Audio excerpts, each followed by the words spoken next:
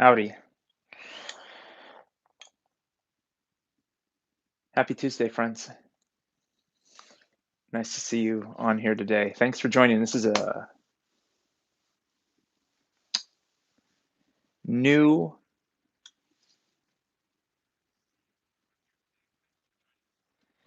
Samson. Will you give me a sound check?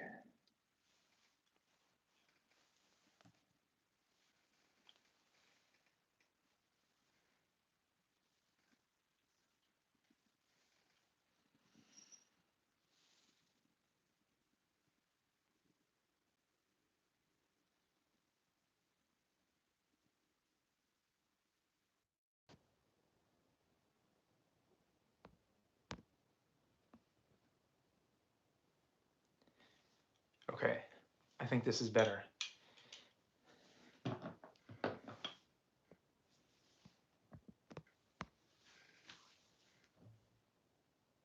We'll get started in a couple of minutes. Thank you. It's weird. I had my earpod on and it was giving me feedback. So this is a new, not episode, a new offering that we're going to dive into. We're halfway through this, let's call it. And what I wanted to do, what CorePower wanted to do, was to offer tools, tips, and practices to help take care of yourself. Uh, let's call it emotionally and energetically and mentally throughout this time. Hey, Robin, thank you.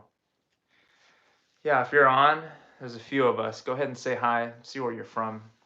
This is going to be pretty interactive, is my plan. So I'll ask questions. Hey, Diane. Yeah, I'm with you. So my hope is that it's pretty interactive.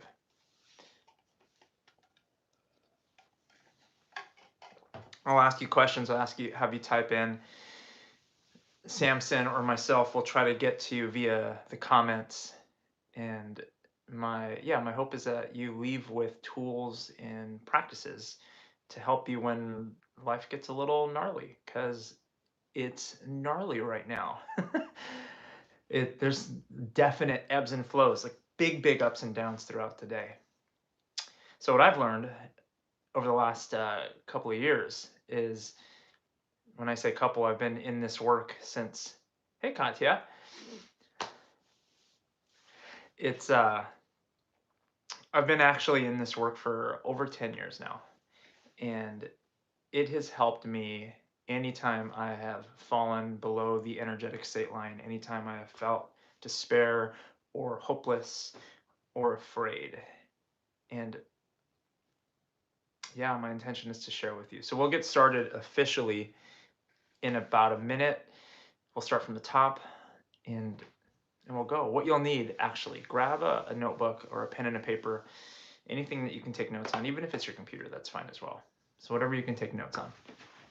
And again, highly encouraging all of you to type in the chat function to ask questions, and I'll do my best. Hey, Mara. Thanks for being here.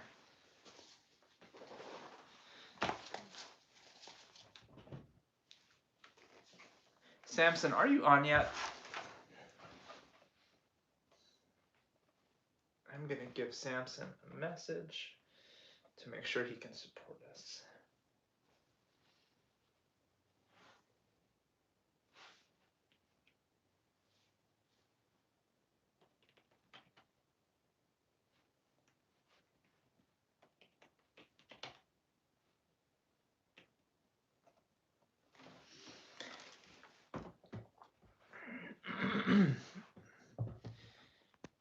Okay, let's begin. So for those of you who I have not had the pleasure of meeting in person or virtually, my name is Anthony Chavez, and I am a master trainer with CorePower Yoga. And this new session, this new training, it will be every Tuesday, and it's emotional state practices. So when I say emotional, it'll be tips on how to take care of yourself mentally, emotionally, and physically, how to stay at peace and how to cultivate a sense of peace in your heart. And so, a little background on myself. For the last decade plus now, I've been traveling the country as a professional speaker and personal development instructor and as a yoga teacher. I actually started first as a professional speaker, and through my time there, I was introduced to yoga. And what I quickly came to learn was that the principles of yoga and the principles of most personal development systems were together, were rooted. Hey, Samson, thanks, brother. They're like they come from the same place. So that's where I have found my passion, and that's what I've been able to do and share with the world over the last it's almost 12 years now, which is pretty crazy. And I think it's important now, right? We're offering yoga, we're offering meditation, but there are other ways to access peace. So I wanted to start with how emotions just work and show up, period. Write down on your piece of paper this. Number one, you have a thought that happens. So just write the word thought. And thoughts either appear out of thin air, out of your subconscious mind, and or we consciously think about them. So first thing that happens is a thought. And then what happens right after a thought is a program or a story or a narrative that is married to that thought. So for example, you're walking down the street and you see a dog, or you hear a dog barking and you see a dog. And all of a sudden, that's the thought that happens. There's a dog. And the story or the narrative that's connected to the dog takes you all the way back to when you were 6 years old and your neighbor's dog got out of the fence, ran you down, chased you, started licking your face, and or maybe it was worse, you were bitten by a dog, and now there's this fear, or I'm afraid of dogs, is the narrative that starts to play. So the thought happens, dog barks, thought, story runs, the program runs, I'm afraid of dogs, I don't like dogs, whatever it is. And then the emotion starts to happen. So we get a little bit into the science of it here. If you're afraid of something, I'll just ask you, type it in, what type of chemicals are released in your body? What happens to your physical body when you are in a state of fear or nervousness?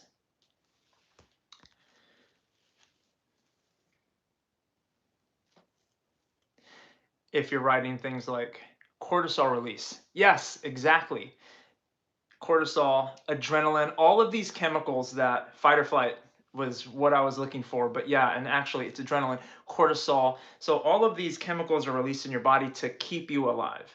And we now know like how detrimental these chemicals are to us in the moment. Now, I'm not saying fight or flight is bad for you. Obviously, it exists as a system in our body to keep us alive. But that was also important 5,000 years ago when we had to run away from a saber-toothed tiger. So when our body is constantly flooded with these type of chemicals, we get stressed, we get sick, and or in today's world, to just like bring it home, we feel anxious, we feel anxiety, we feel stress, we feel depressed, and all of these emotions weigh us down, and they actually close our field of vision. They retract us physically, start to slump, right? And we will talk a lot about the different effects that emotions have on us throughout this series. But I wanted to start there with just the basic how an emotion happens. There's a thought, and it works for both ways too. So we'll go to the other side. I love pizza. Pizza is one of my favorite foods. So if I smell pizza, if I see it on TV, if I have the thought that pops up, pizza's the thought, the story, the narrative runs in my brain that I love it. It makes me happy. I smile, my whole state changes. And then what's flooded inside of my brain? The entirely other side of the chemicals. Or to get more specific, what Heather Peterson and I call bliss chemicals. So things like oxytocin, things like serotonin, things like dopamine, where you just start to feel really good. So when you focus on things like love, or you have a gratitude practice, that's right, Megan, and wine, right? You don't even have to have it, and it just brings you joy. When we focus on these things, that's actually what's happening inside of your body. I wanted to start there so that you have an understanding of the biochemistry before we get into the practices themselves. Because oftentimes we think it's woo woo, or we think it's something that is just not real, and there's so much science that can help us. So when you understand that, boom, we're there. Hey, Nikki, thanks for joining. Any questions so far on the anatomy of state and or how you arrive at emotional place? Bliss chemtrails in your brain. That's right, HP. All right. So now that you understand how state happens, the real question is, how do we emotionally manage it? And I wanted to start this series off by starting with the most important, and it's this conversation that we're having about fight and flight. Because the truth is, you cannot transform. You can't move from one place into the other without first landing in the present moment and practicing a deep level of acceptance, without first being where you are. And when we're in that place of stress or fear or anxiety, we are anywhere but here. And by definition, when you're stressed, you're thinking about the past or the future. When you're anxious, you're thinking about what events may or may not happen. So before we can transform, we have to land on this moment. And there's a couple of practices that we can begin to use immediately to pull us out of fight or flight and to bring us into stay and play, to ground down and to be here. And it's something that we have been talking about for the last couple of weeks on all of our CorePower channels, and it is to simply breathe. So I'm going to go over a couple of breathing techniques to start with. I'm going to go over a couple of physical techniques for those of you who are more prana junkies, and I would consider myself a prana junkie, somebody who likes to move and to move big. And then some mental techniques to catch all waves of anxiety, stress, and fear and ground you in the present moment so that you can make decisions that are based in your heart, that are not reactive, and that are rooted in choice and love. Stay and play equals pause and breathe. I love that, Samson. The number one, it's my favorite technique because it's accessible to all human beings. It has no dogma attached, and it is relatable to anyone who has ever been alive, and it's to simply breathe deep. So write this down. It's to take 6 rounds of full inhales and exhales. Not 3, not 2, but 6. Science has proven that when you breathe deeply for 40 seconds or longer, which is roughly 6 breaths, those chemicals that I talked about earlier start to flood your body. And really what's happening is, in addition to the chemicals flooding your body, you begin to tone your vagal nerve, which is the link from your brain to the rest of your body, and it's the root of your parasympathetic nervous system. So it allows you, as Samson said, to pause and breathe. So it's 6 full rounds of breath. And then the second part of it is to do what's called the 2x breath. And that one is to exhale twice as long as you inhale. And you can do 3 or 6 rounds with that as well. The other really sweet thing about these 2 breathing techniques is that you can do them as often as you want per day. And there have been days, like a lot of us have gotten to know each other virtually. I've got a 2-month-old, a 6-year-old, and a 3-year-old, and we're all running around and trying to navigate this new now together. So there have been many days that I have used these breathing techniques 10 to 15 times in a single 24-hour period. So know that they're always there to support you. I wanted to start by guiding us through a few of these to ground down, and then we'll move from that place of stillness, and I'll talk about the next two practices that we can do together. So if you're capable, if you're able to, get a comfortable seat. And if you're comfortable, allow your eyes to close or soften your gaze.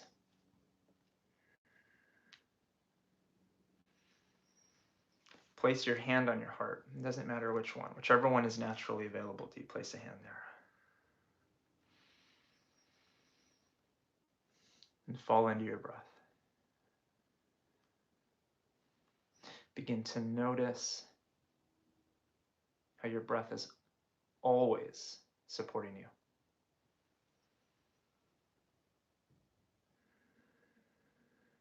Allow your shoulders to soften. Allow the muscles in your body to unclench. And then give yourself permission to be where you are and to feel what you feel. And this is really important. This is in that seed of acceptance, is to not, as one of my favorite spiritual teachers says, when you argue with reality, you lose, but only 100% of the time. And when you feel your breath, when you accept where you are and how you're feeling, as HP noted earlier, you put down the sword and begin to land. So the very first step in this practice is to simply put your hand on your heart and breathe. Now we'll move into the 6 rounds of full breath. Breathe in. Breathe out. Inhale for 4, 3, 2, 1. Exhale. 4, 3, 2, 1. Breathe in. Breathe out. Inhale.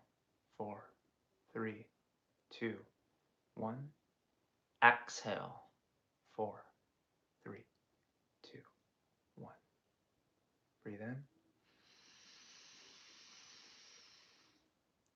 Breathe out. Inhale.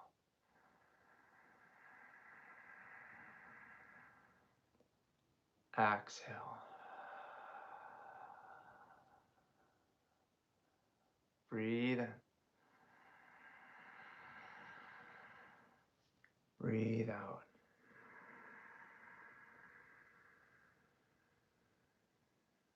Keeping your eyes closed, fall back into a natural breath and just notice the shift in your energetic state. Is there less clenching? Is there more calm, a more sense of a well-being? And it's just observe without judgment. And to be specific, 6 is a minimum, so you can do more. While keeping your eyes closed, we'll move into the 2x breath. So again, it's inhale, or exhale twice as long as you inhale. Breathe in for prepare. Big exhale. Inhale for 3, 2, 1. Exhale, 6, 5, 4, 3, 2, 1. Breathe in. Exhale, 6, 5, 4, 3, 2, 1. Inhale. Exhale, 6, 5, 4, 3, 2, 1. Inhale. And exhale. One more just like that. Fill up. And let go for 6, 5, 4, 3, 2, 1. Keep your eyes closed and return to a natural breath. And again, take stock. Notice how you feel.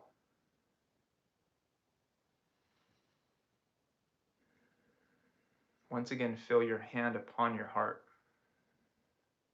And from this place of stillness, from this place of presence, anchor to this feeling. Remember what it feels like as you gently hold yourself. And slowly start to blink your eyes open, and I'd love to hear how you're feeling after just a couple of rounds of breath, and or if you have any questions. Again, I love for this to be as interactive as possible so that we can provide you with as much information and tools as you move forward.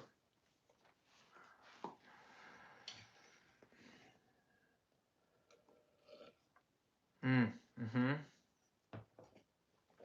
Calmer, pulsing yellow light. Thank you. Relaxed enough to sleep. Go ahead, Robin.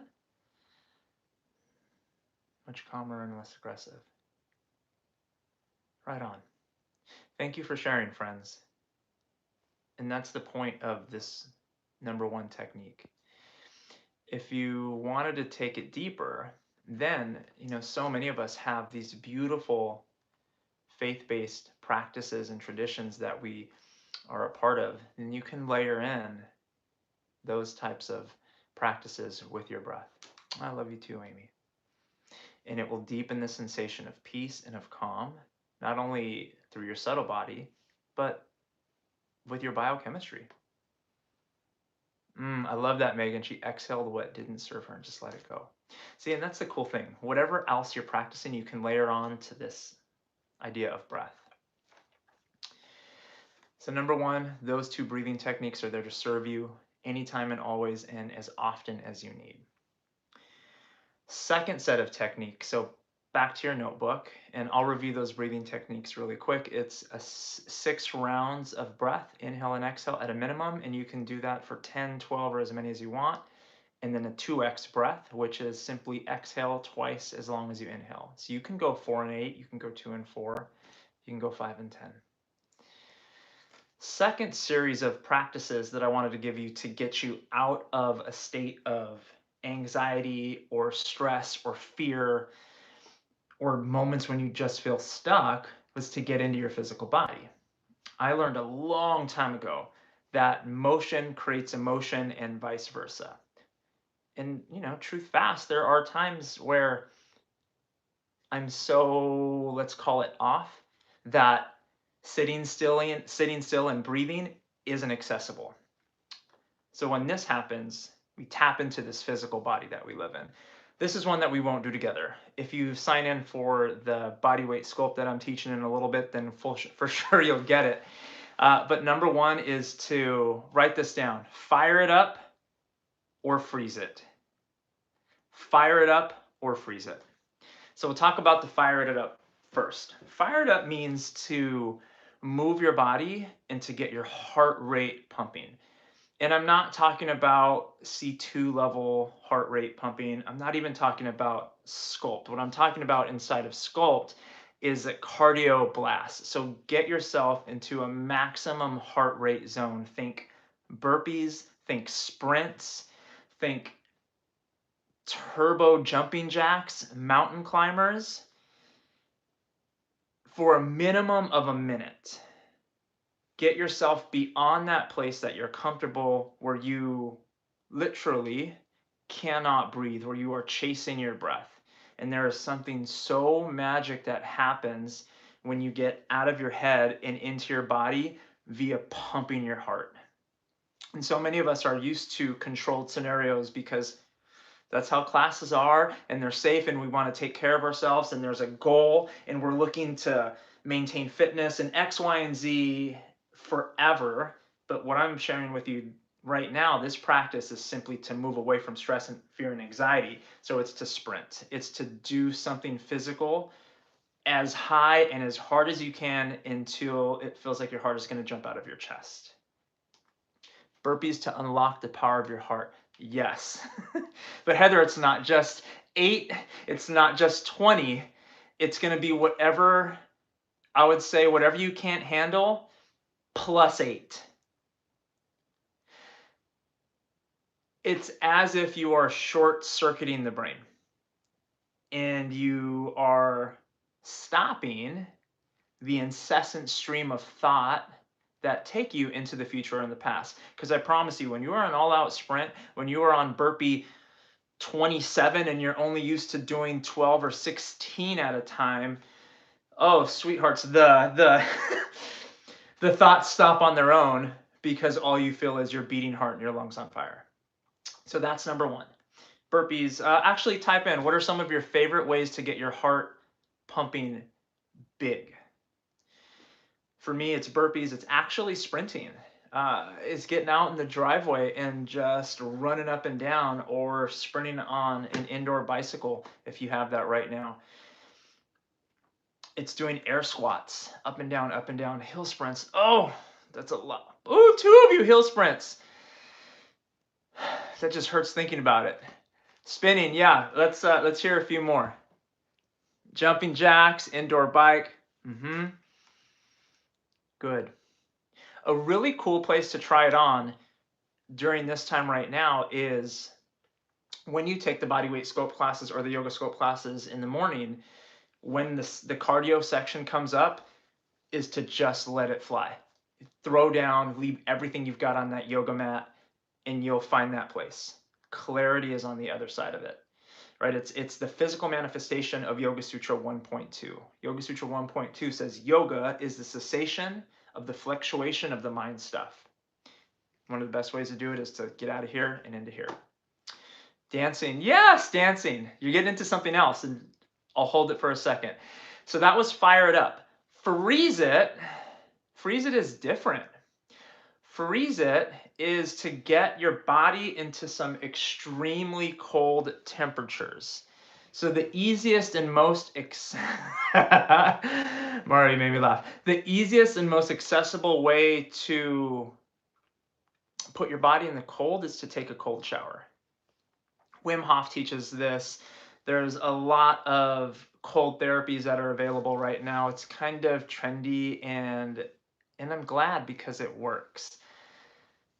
So if you're at home and you don't have access to a lake, or you don't have an ice bath at home, when you get in the shower, or just jump in the shower, turn it on hot the way you normally would, or warm, and then find your breath, start to breathe deep, turn it all the way to as cold as it gets, and stay in that cold water for 30 seconds, maybe a minute. So nothing physically bad is going to happen to you. Oh, on the back of your neck, I can feel it. Yeah, nothing physically bad will happen to you, but what it will do is shock you out of that stress or anxiety moment and bring you right back to this space. And then, getting out of the shower, or when you put it back warm and then get out and dry off, it is like such a gift. It feels so good. So the second physical practice or tactic would be to simply freeze it up. So fire it up, stop whatever you're doing, do a billion burpees, and or jump in the shower. And athletes have been using the jump in the shower for years and years and years.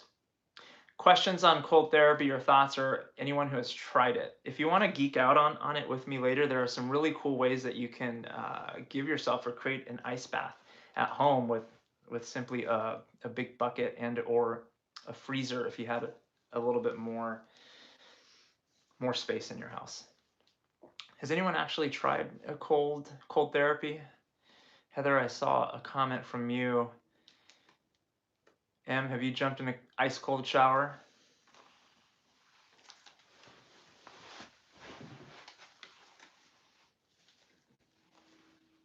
Oh, we only have 4 more minutes. Time is flying. Yes, ice bath after long runs. Yes, sir. I've tried it, but on a dare. Good. And I want you to know that one isn't better than the other. They're all options that are available to you. Okay, grab your pen and paper. I'm going to give you one more set of practices, and it is for your mind, to help you exercise your mind, to move you away from that place of anxiety, stress, fear, and get you grounded in the present moment so that you can make the best decision for yourself moving forward. And there are the 3 don'ts and the 3 do's, basically. And or when things are out of your control, when we're having a rough time, when the world is closed for pandemic and it feels like there's nothing we can do. If your jam is to get in here a little bit more, then you grab out a notebook, a pen and paper, and the first thing you want to do is look at where you're blaming others. So there are 3 do nots and 3 do's. Do not number 1 is do not blame. Do not number 2 is do not make excuses. And do not number 3 is do not hide or cover what you're feeling. These 3 things I've noticed people do, and they are a detriment to finding peace in the moment, and they are a detriment to creating real results for whatever it is that is off, that you're feeling anxious about, that you're afraid of. And so the do nots don't take a lot of work. It's just really to look and to get honest with yourself. Am I blaming others? Am I making excuses? Am I hiding how I'm truly feeling? And if you are, no judgment. That's what this is for. You just say, okay, I've been doing those, and now it's time to get real with myself and to move forward.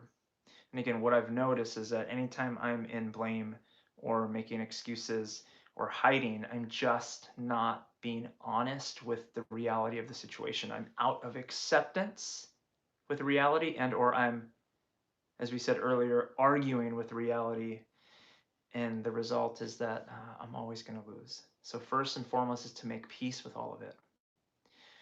The 3 do's are to, number 1, look for the good.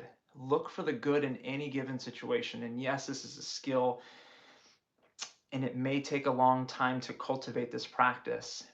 But once you realize that you're off track, get into your body, do your breathing, get out your sheet of paper, and start to make a list of what's right now. What are some of the amazing silver linings that are coming out of this specific pandemic? Like, we've been sharing so many of them through our live streams. The intentional connection, the social, the physical distancing, yet deeper social connection that's happening. The new habits that are being born. The self audits. So get really still and look for all the good. Look for what's right now. And this will also tap into, I don't know why, but I think the chemicals come from here. All of the good brain chemicals will start to flood your body again, and your field of vision will start to open, and you'll begin to notice more and more of the right. A friend of mine once said, what you look for is what you see, or what you see is what you look for. So begin to look for all of the good. Second thing is to take massive and immediate action on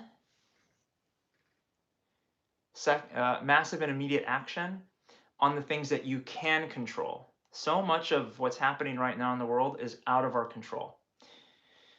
So when you look at what's going right, second thing to look at is what can I control? What can I do? And then take massive and immediate action.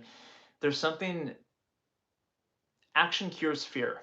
I don't know how else to say it, but taking action cures the sensation of fear because you just go. And third, most important, biggest thing you can do is to practice gratitude. And no, shocker, and it is the most important thing that you can do in any given moment to help you find calm, to help you find peace, to help you look for everything that's going right. So it's at 2:30 now. I'm going to give us a quick wrap up, and please reach out. I'm available to serve you in this capacity. Our entire CorePower Yoga team is also. Number 1, breathe deeply, 6 rounds, the double 6 rounds of breath, the 2x breath. Fire it up or freeze it, get into your body, get your heart rate pumping, and or get into the cold to disrupt that stream of thought. And then don't blame, don't make excuses, don't hide what you're feeling, allow yourself to feel the feels. Do look for what's going right. Do take massive and immediate action on what you can do, and do practice gratitude. Love you tons. Can't wait to do this with you next week. Stay in touch. Again, it's Anthony Chavez. If you're joining me for body weight sculpt, that is in a couple of hours.